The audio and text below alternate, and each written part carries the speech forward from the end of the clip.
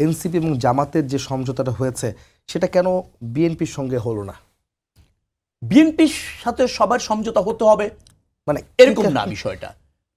NCP যেভাবে তাদের যে দাবি দাবাগুলি আছে আর বিএনপি সেটা যেভাবে মূল্যায়ন করতে চায় সেখানে নিশ্চয়ই ঘাটতি আছে।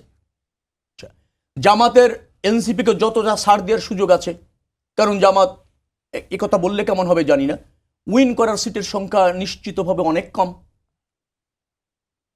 আপনি প্রিভিয়াস রেকর্ড যদি ধরেন, হ্যাঁ জনগণ তো যে কোনো সিদ্ধান্ত নিতে পারে, সেটা অন্য কথা বলছি। আমরা যে এই যে 12টা ইলেকশন হয়েছে সেই জায়গায় যদি আপনি দেখেন, মানে সংসদীয় ইলেকশন, সেখানে জামাতের মেজরিটি পাওয়ার নিশ্চিত প্রার্থী অথবা জনপ্রিয়তা অনেক আসনে কম।